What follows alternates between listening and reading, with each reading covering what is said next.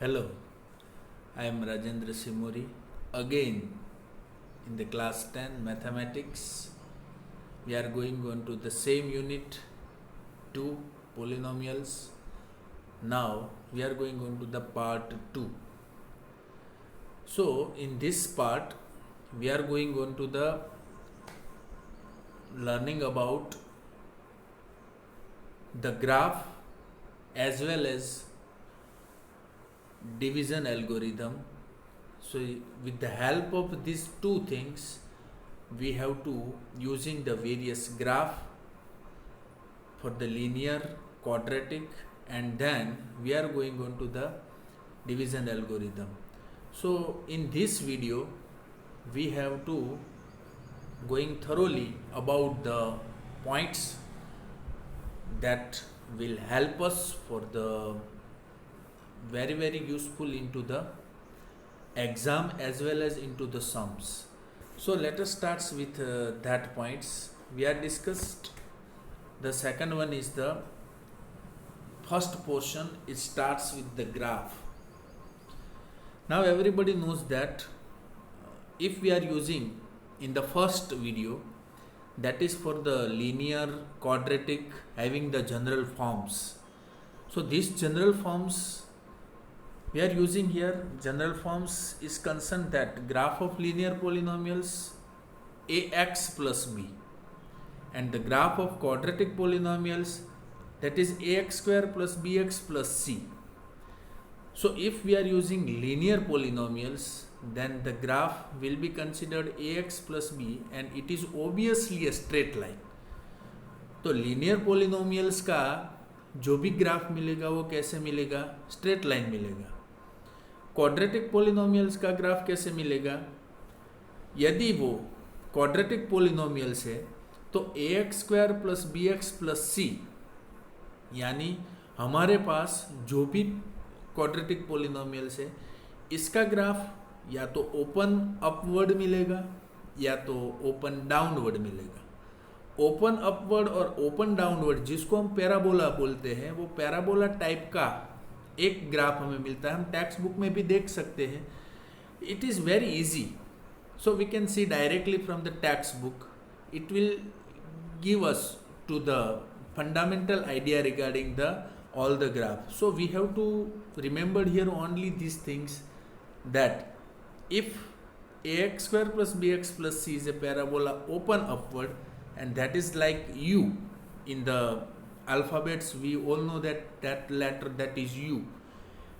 Upward obviously considered the u, and in the downward it is also be considered the reverse of the u. So both things we have to using. Either if we have quadratic polynomials, then it will be obviously that graph becomes the upward and downward parabolas. So one more thing here that is considered, that suppose we are using the portions regarding the graph of polynomials and then we are using like that way.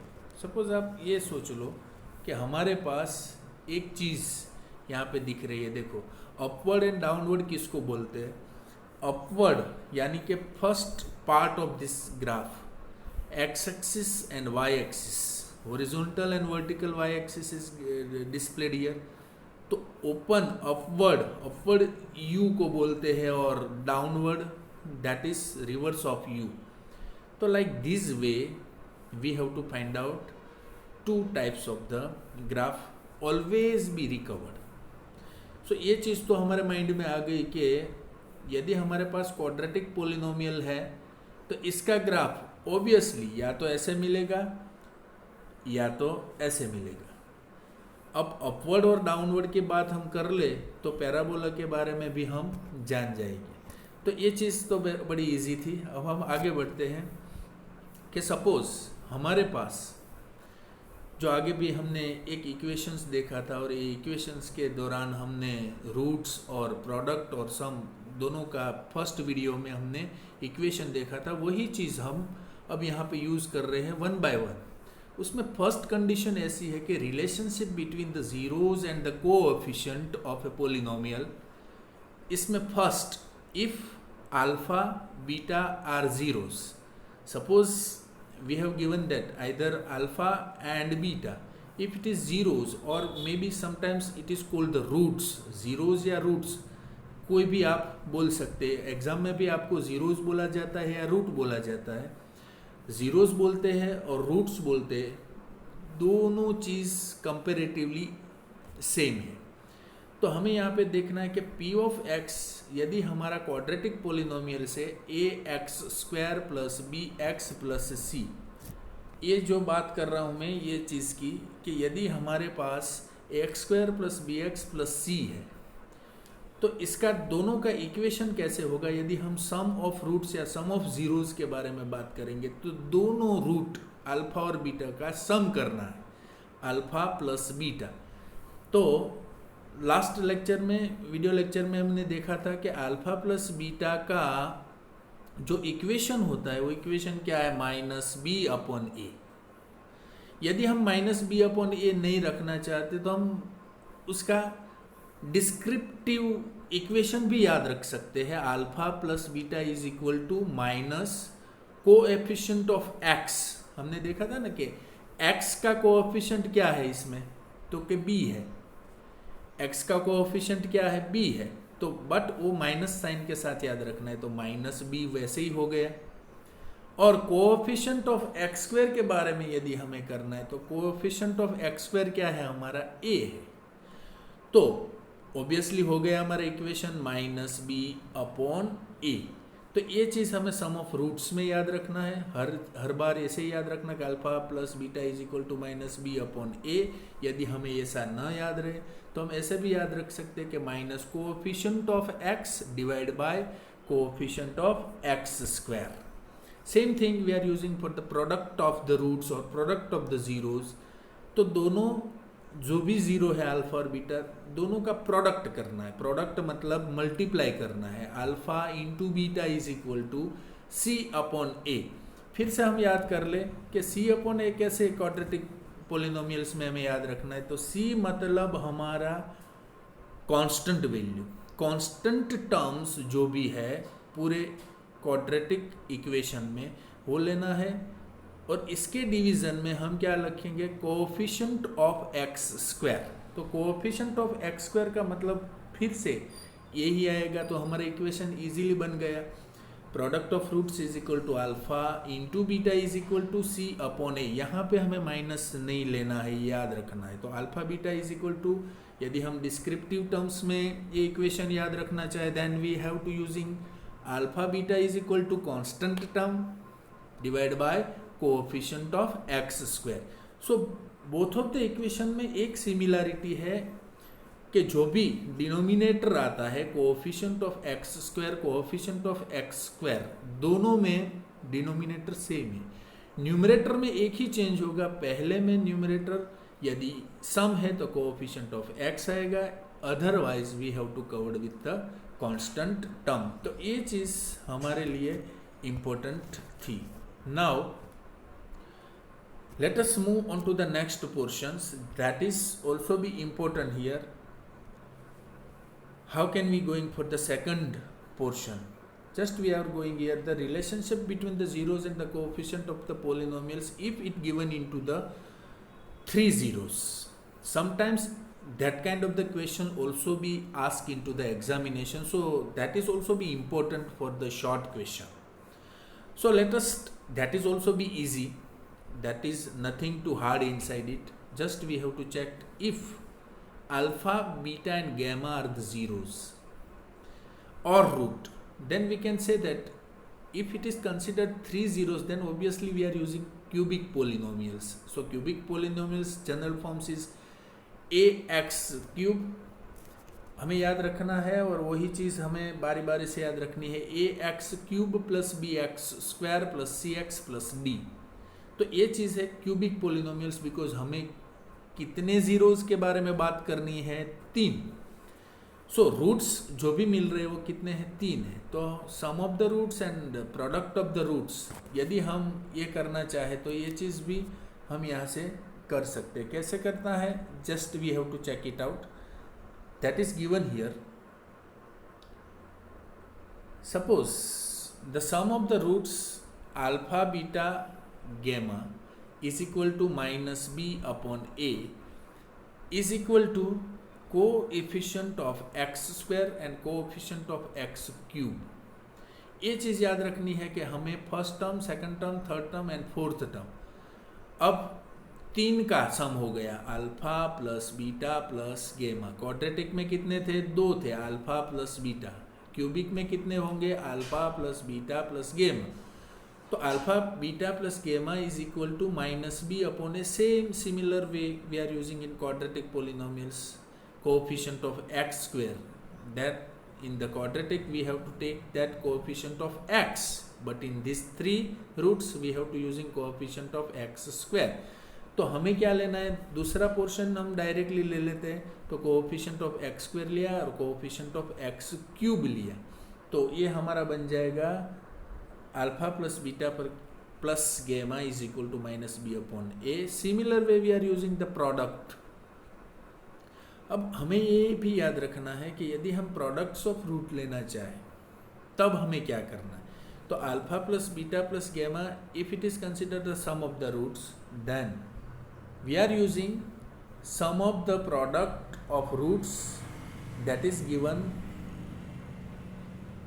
The two at a time. Suppose alpha beta plus beta gamma plus alpha gamma. Just we have to combine with alpha beta, beta gamma and alpha gamma. That three sum of products of root taken two at a time. यदि single लिया तो ऊपर का जो equation है वो बन जाता है, बट यदि हमने दो वेरिएबल या दो जीरोज एक साथ में लेना चाहा तब हमारा इक्वेशन कैसे बन सकता है? Alpha beta plus beta gamma plus alpha gamma. That is becomes a c upon a, and coefficient of x here given, consider as a coefficient of x, coefficient of x cube, that is becomes the two at a time. We have to using the sum of product. Same thing, product of the roots, that is for the minus d upon a, because just we are checking it out that last constant term is d. So equation itself suggests for the two, but now we are using for the portions that is considered the alpha, beta and gamma. That is the three different variable we are using product of roots, that is minus d upon a. So this all are the equation is very important, so we have to remember that is equal to minus constant term, and similar way we are using the coefficient of x square. So this is a very easy things, but once we are using that, either we have quadratic or cubic, first we decide that which kinds of polynomial is given.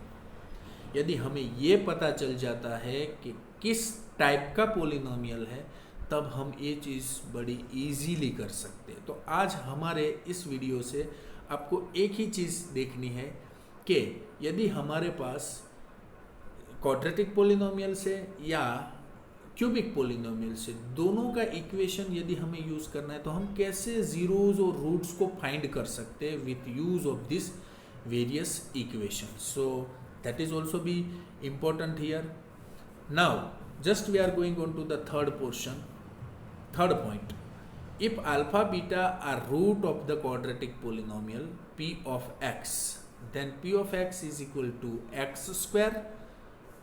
That is also be important, and you also be write in your notebook that formula is very very important for generating the any kind of the polynomials after it given the roots. यदि आपको roots दिया गया है, zeros दिया गया है और उसके ऊपर से आपको क्वाड्रेटिक पोलिनोमियल्स फॉर्म करना है, आपको बनाना है इक्वेशन, तब आपको ये चीज़ अच्छी तरह से याद रखनी है. इसीलिए आप ये चीज़ को अच्छी तरह से अपनी बुक में लिख लेना.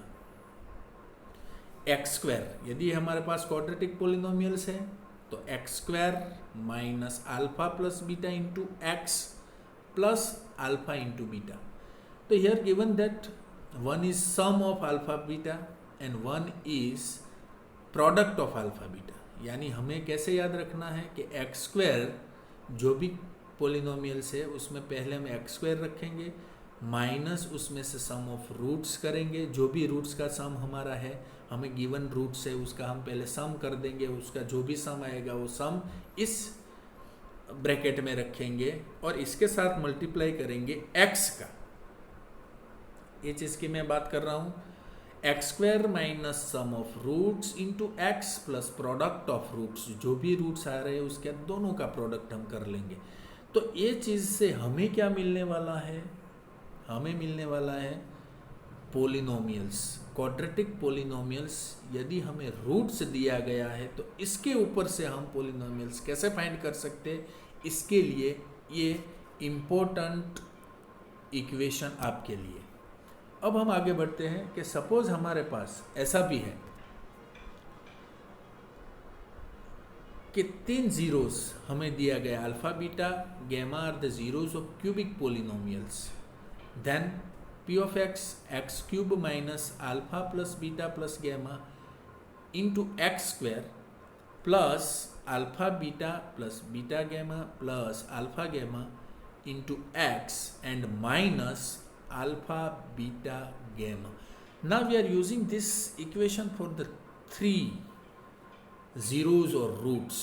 So दो चीज़ आपको याद रखनी है, पहली चीज़ आपको क्वाड्रेटिक और दूसरी आपको क्यूबिक के लिए ये पूरी फॉर्मूला आपको याद रख लेनी है। यदि ये आपके माइंड में सेट हो गई तो आप किसी भी तरह का फॉर्मेशन या पोलिनोमियल्स अपने आप बना सकते हो। That is very important for you. So I hope so that these things is very easily you have to thoroughly check it out, and I also give you to the few times for write down these things into your notebook. So both the formulas is very important, so I give you to the 1 minute at least to take it all these things into the making the notes. अब ये जो आप note बनाएंगे उसमें भी आपको याद रखना है कि हमारे ज़्यादातर जो भी सम आते हैं वो क्वाड्रेटिक पोलिनोमियल्स के दौरान ही आएंगे, मतलब वही ज़्यादा एग्ज़ाम में पूछे जा सकते हैं। But sometimes it will be ask into the 3 zeros या 3 रूट्स, तो भी हमें ये पूरी फॉर्मूला याद रह जानी चाहिए। तो फिर से मैं यहाँ पे आपको बता देता हूँ कि p of x is equal to quadratic equation है तो x square minus sum of the roots into x plus product of the roots, that is the main formula for the quadratic polynomials. And if we are using the cubic polynomials, and cubic polynomials we are using the x cube minus sum of zeros into x square plus sum of product of zeros या roots 2 at a time into x minus product of 0। तो ये चीज़ है वो अच्छी तरह से आप याद रख लेंगे। Now let us move into the next portion that is given into the first example here.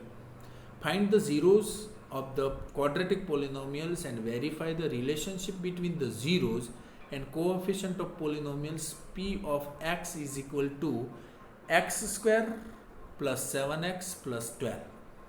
फिर से मैं बोल रहा हूँ ये चीज़ जो है हमें क्या करना है इस इक्वेशन में, ये चारों टाइप के एग्जाम्पल मैंने यहाँ पे रखे जो एग्ज़ाम पे आपको आने वाले और आपके टैक्स के सभी एग्जाम्पल्स एक बार ये होमवर्क में यहाँ से करना है। तो पहले क्या किया, find the zeros of the quadratic polynomial and verify the relationship. आपको पहले जीरोज फाइंड करना है और इसके बाद में वो जीरो के साथ में कोएफिशिएंट की क्या रिलेशनशिप है वो बताना है। तो आपको पोलिनोमियल्स कौन सा दिया गया है, x square plus 7x plus 12। Now we are going the solution for that, x square 7x plus 12. Now what to do about that, x square plus 7x plus 2. Now that is considered x plus 3 and x plus 4. Why it happens x plus 3, x plus 4? because of we know that x square plus 3x plus 12, this polynomial is having only 3 terms. कितनी terms है? 3. हमें क्या करना है? Splitting the middle term 7x को हम split करेंगे, ऐसे स्प्लिट करेंगे कि जैसे वो पूरा इक्वेशन है, वो पूरा एक्सप्रेशन है, वो 4 टर्म्स का बन जाना चाहिए, और जो भी टर्म्स हम ऐड कर रहे हैं उसका एडिशन सब्ट्रैक्शन क्या होना चाहिए? 7 होना चाहिए, और इसकी प्रोडक्ट क्या होनी चाहिए? 12 होनी चाहिए.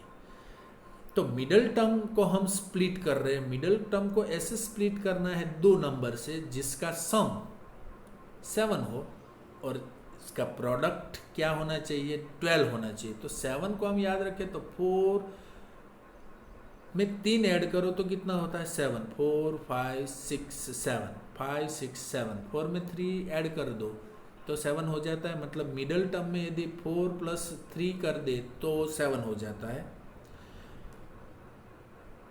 और दोनों जो टर्म्स हमने मिडल टर्म्स में यूज किए हैं, इंस्टेड ऑफ 7x, 4 and 3 को यदि हम मल्टीप्लाई करें तो क्या हो जाता है? 4 into 3 12 होता है. तो हमारा तो पूरा इक्वेशन वैसे ही रहा. That's why we can say that the factor of this x square plus 7x plus 12 it is considered as like that way. मैं यहाँ पे ऐसे यूज करता हूँ x स्क्वायर प्लस, अभी यहाँ पे मैं यूज कर रहा हूँ 4x प्लस 7 3x प्लस 7. अब ये देखो तो 4x square plus 4x plus 3x plus 7, इसका मतलब क्या हुआ? x स्क्वायर प्लस 4x, यानी दो का टर्म्स हम बना ले तो कैसे होता है? x square plus 4x plus 3x plus 7. ये अंडरस्टैंड हो गया ना आपको? ये समझ में आ गया ना कि कैसे मैंने x स्क्वायर 7x को स्प्लिट किया? तो x square plus 4x plus 3x plus 7, ये तो पूरा समझ में आ गया. अब हम क्या करते हैं? x स्क्वायर प्लस 4x, यानी ये 2 चीज़ को, पहले 2 टर्म्स को कंसिडर करो तो इसमें से क्या कॉमन निकलता है? x कॉमन निकलता है, x, और रिमेन्स क्या बचता है? x plus 4. तो एक फैक्टर तो यहाँ से आ गया x प्लस 4, ये आ गया. दूसरे टर्म्स में आप देखो तो प्लस 3x प्लस 7 में हम क्या कॉमन निकाल सकते हैं? हम ऐसे निकालने बैठे तो क्या निकलता है कि 3x प्लस 7 में कॉमन तो कुछ निकलता ही नहीं. सर ये कैसे हम x प्लस 3 को याद रख लें? तो ये चीज़ है वो इम्पोर्टेंट है कि हम कैसे उसको याद रखें. 4 प्लस 3 है तो यहाँ पे 7 नहीं है, लास्ट में कौन सा टर्म है हमारा? हम ऐसा यूज़ करते हैं ना कि यहाँ पे हमारे टर्म्स लास्ट में है, वो कितना है? 12 है. तो x square plus 4x plus 3x, ये पहले में से तो ये पहला टर्म्स निकल गया x प्लस 4. 3x प्लस 12 में निकल जाता है x प्लस 3. क्यों? Because we are using here the common is 3. तो x plus 4. So x plus 4 x plus 4 common हो गया और x plus 3 is remains. So second we are using the x plus 3. So that way we are using x plus 3 or x plus 4. I think that is also be studied in 9th standard, so that is easy for you. How can we divide these factors? तो हमें 2 चीज़ मिल गई, मतलब x plus 3 मिल गया और x plus 4 मिल गया. दोनों को 0 के साथ कंपेयर करेंगे सेम मेथड से, तो x plus 3 is equal to 0 हो गया और x plus 4 is equal to भी 0 हो गए. तो ये दोनों को 0 को इस साइड रखेंगे तो 3 को इस साइड ले जाएंगे और 4 को भी राइट हैंड साइड में ले जाएंगे, तो x इज इक्वल टू -3 हो गया और x इज इक्वल टू -4 हो गया. तो -3 and -4 are the zeros of the p of x. तो पहले हमने क्या किया? इस इक्वेशन में हमें क्या करना था? पहले हमें ये बताना था कि यदि हमारे पास पहले हम फाइंड कर ले तो कौन सी चीज़ फाइंड कर ली हमने? 0 फाइंड कर लिया. तो पहला पोर्शन हमारा खत्म हो गया, find the zeros of the quadratic polynomial. Now हमें रिलेशनशिप फाइंड करना है 0 एंड कोएफिशिएंट के बीच में. तो हम सीधा सा, जैसे कि अभी हमने इक्वेशन देखे, उस इक्वेशन का ही यूज़ करना है, सिंपल सा. सम ऑफ जीरोज कितने मिले? -3 and -4. Just we are using with the instead of alpha and beta. तो अल्फा की जगह पे हम क्या रखेंगे -3 एंड बीटा की जगह पे क्या रखेंगे -4। -3 दोनों का सम करना है तो बीच में क्या रखना है प्लस, याद रखना है -3 प्लस तो एज इट इज़ रखना है और जो भी साइन जो भी रूट्स की है वो एज इट इज़ रखनी है। तो -3 प्लस ब्रैकेट में -4, ये करने से आपको कभी गलती नहीं होगी इक्वेशंस में। तो -3 प्लस -4 का मतलब होता है -3 -4 -7 हुए। तो -7 अल्फा प्लस बीटा यानी सम ऑफ द जीरोस क्या हुआ -7। वही चीज़ हम इक्वेशन में रखेंगे -b/a में। आपको पता है कि सम ऑफ जीरोस का इक्वेशन क्या है क्वाड्रेटिक पोलिनोमियल्स में -b/a। तो -b/a में हम रखने जाएंगे तो -b क्या है हमारा, क्योंकि एक अल्फा है तो एक बीटा है, तो हमारे पास टोटल कितना आया -7। अब आप देख ले कि हमारे इक्वेशन जो था वो इक्वेशन x² + 7x + 12 था। तो इसको हम कंपेयर करें डायरेक्टली, किससे कंपेयर करेंगे, आपको पता है कि इसको हम कंपेयर करेंगे ax² + bx + c से।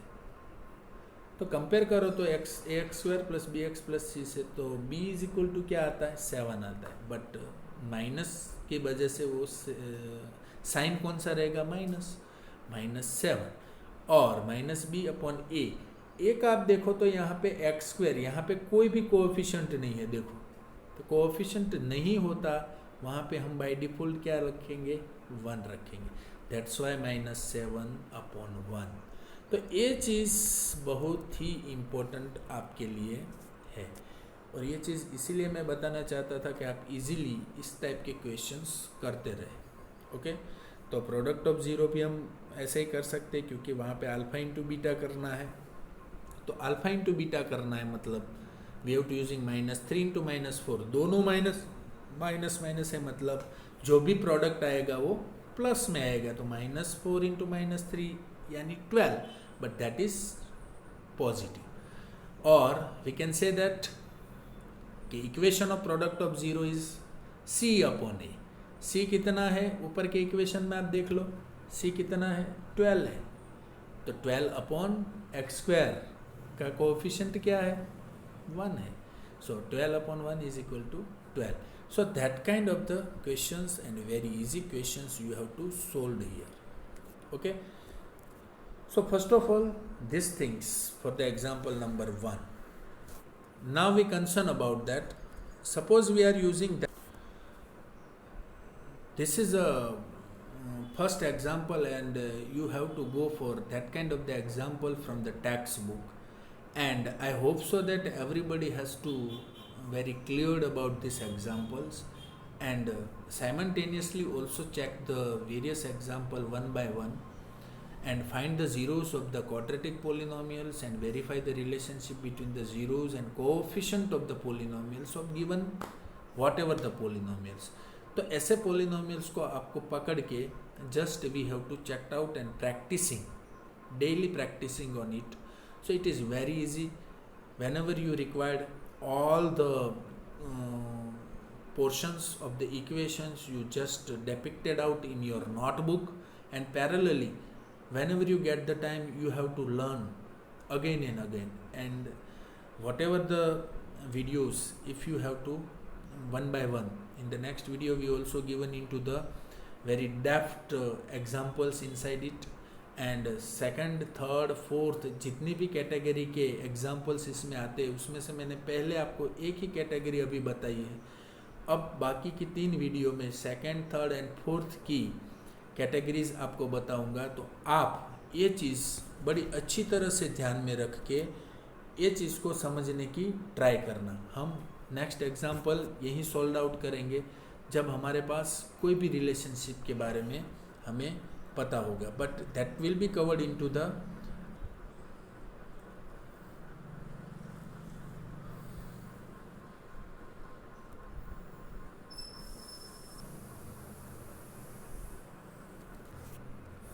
Thank you very much and have a nice day. Thank you.